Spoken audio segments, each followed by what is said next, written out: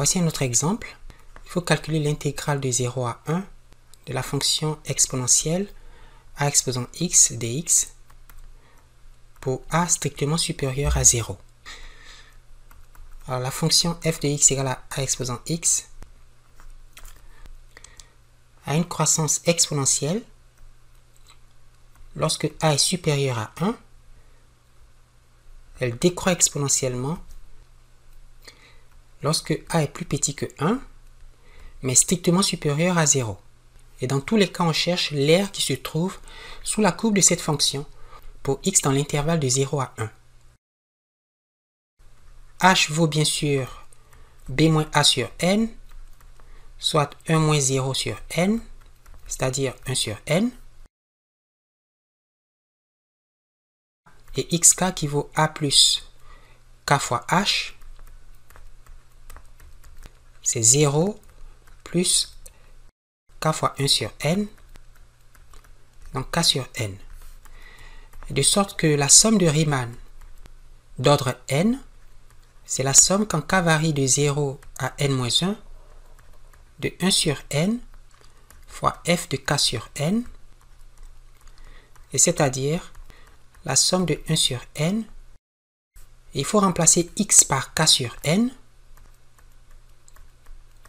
donc fois a exposant k sur n,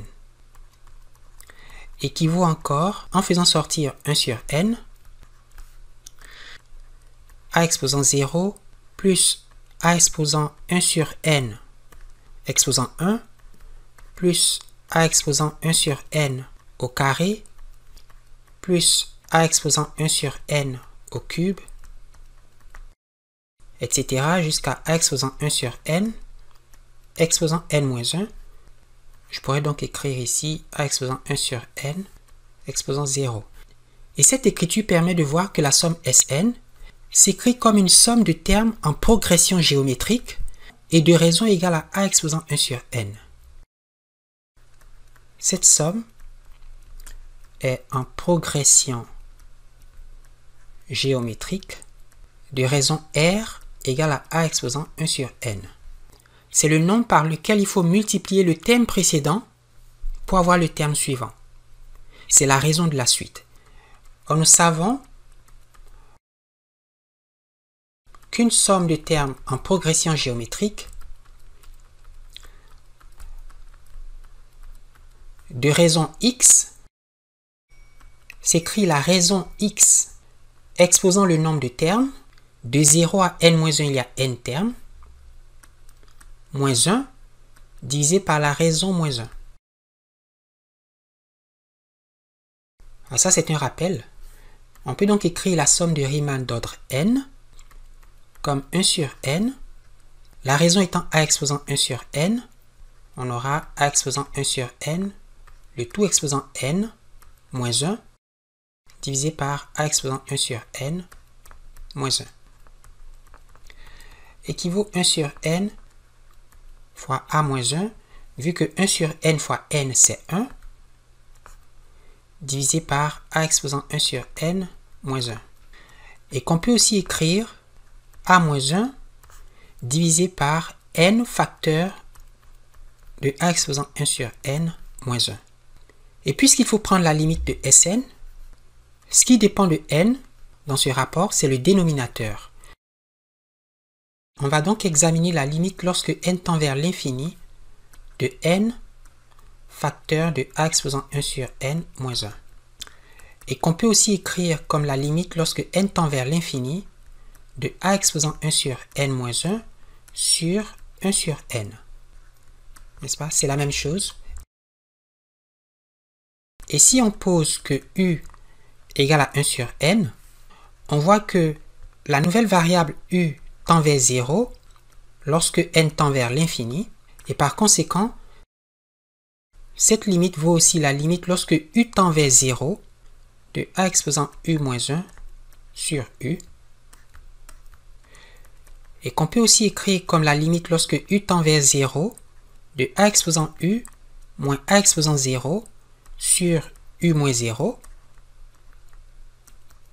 et ce qui n'est rien d'autre que la dérivée de la fonction a exposant u évaluée au point d'abscisse 0, n'est-ce pas? Donc je prends la dérivée de la fonction a exposant u que j'évalue au point d'abscisse 0. Or, la dérivée de a exposant u, c'est ln de a multiplié par a exposant u. En remplaçant u par 0, on a a exposant 0 qui vaut 1 multiplié par ln de a. Donc on a ln de a. De sorte que la limite lorsque n tend vers l'infini de la somme de Riemann d'ordre n pour l'intégrale de 0 à 1 de la fonction exponentielle a exposant x tend vers a-1 divisé par ln de a. Cette intégrale vaut donc a-1 sur ln de a pour a strictement positif. Voici un autre exemple. C'est l'intégrale de 0 à pi sur 2 de la fonction e à la ix, fonction exponentielle complexe. Et on rappelle que exponentielle de ix, c'est le cosinus de x plus i fois le sinus de x.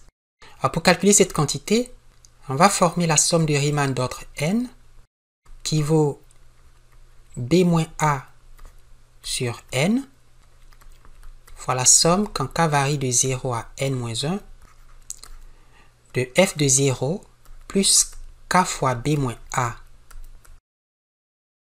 sur n, où f de x est la fonction exponentielle e à la ix, et on peut écrire que Sn c'est pi sur 2 sur n, donc c'est pi sur 2n, fois la somme quand k varie de 0 à n-1. Tout ceci vaut k fois pi sur 2 sur n, donc k pi sur 2n. On va donc remplacer dans la fonction f, c'est-à-dire dans la fonction exponentielle de ix, la variable x par k pi sur 2n. D'accord? Donc e à la i, k pi sur 2n. Et qu'on peut encore écrire la somme quand k varie de 0 à n-1 de e à la i fois pi sur 2n, le tout exposant k. Et on voit que cette somme est encore en progression géométrique de raison exponentielle de i pi sur 2n. Le premier terme vaut 1, puisque k vaut 0. Le deuxième terme vaut la raison exposant 1. Le troisième terme, la raison exposant 2.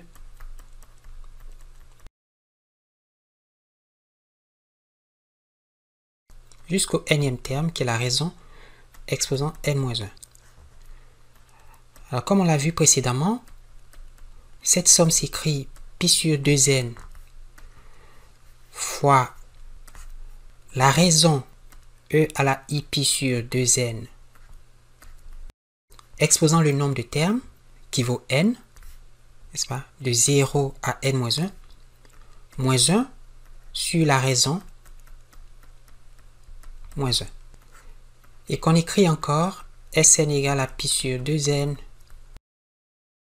Pi sur 2n fois n, c'est pi sur 2. Donc on a e à la i pi sur 2 moins 1 sur e à la i pi sur 2n moins 1. Donc l'intégrale de 0 à 1 exponentielle de ix dx est approximée comme la somme de Riemann d'ordre n qui vaut pi sur 2n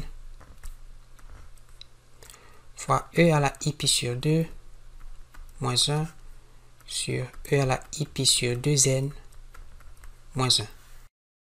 Alors, il faut rappeler que e à la ix, c'est cosinus de x plus i sinus de x, et par conséquent, e à la i pi sur 2, c'est le cosinus de pi sur 2 plus i fois le sinus de pi sur 2 qui vaut 0 plus i fois 1.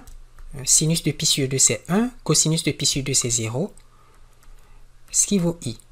Donc on a Sn qui est égal à pi sur 2n fois i moins 1 au numérateur divisé par exponentielle de i pi sur 2n moins 1 au dénominateur.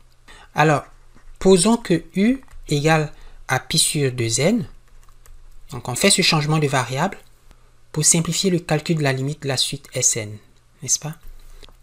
Donc, Sn va s'écrire u fois i moins 1 sur exponentielle de iu moins 1, qu'on peut encore écrire i moins 1 sur exponentielle de iu moins 1 sur u.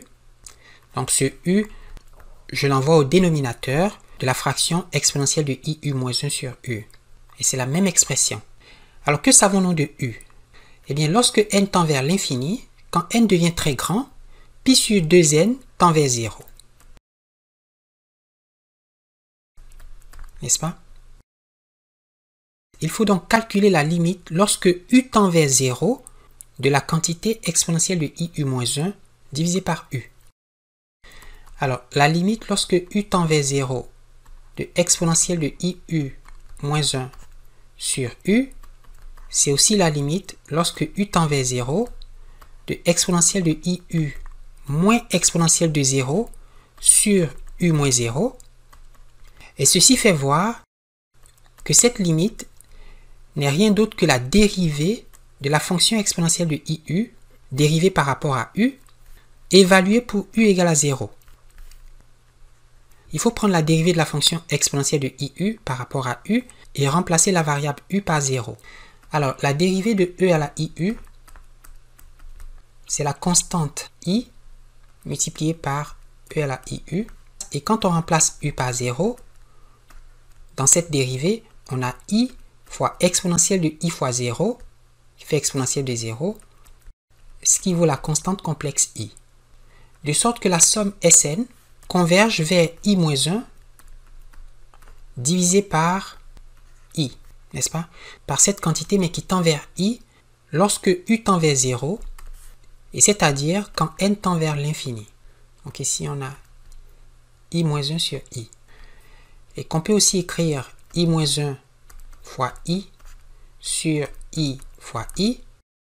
En multipliant le numérateur et le dénominateur par i, on fait disparaître le dénominateur, vu que i au carré, c'est moins 1.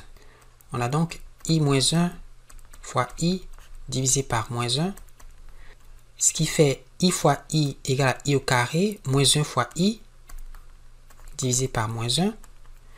Donc, moins i au carré plus i. Or, i au carré, c'est moins 1. Donc, 1 plus i. Cette intégrale vaut donc 1 plus 1 fois i. Alors, on se souvient que exponentielle de ix, c'est aussi cosinus de x plus i sinus de x. Et donc, cette intégrale est aussi égale à celle-ci. Et par linéarité de l'opérateur intégral, on peut écrire intégrale de 0 à 1 de cosinus de x dx plus i fois l'intégrale de 0 à 1 sinus de x dx. Et ces deux intégrales sont les parties réelles et imaginaires de ce nombre complexe.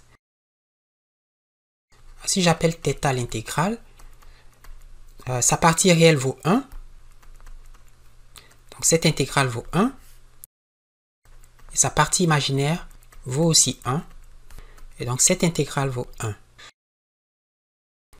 Si je prends la fonction cosinus qui s'annule en pi sur 2, cette surface vaut 1.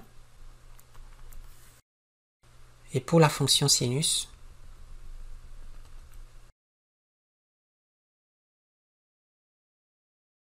qui prend la valeur 1 lorsque x égale à pi sur 2, cette surface vaut 1.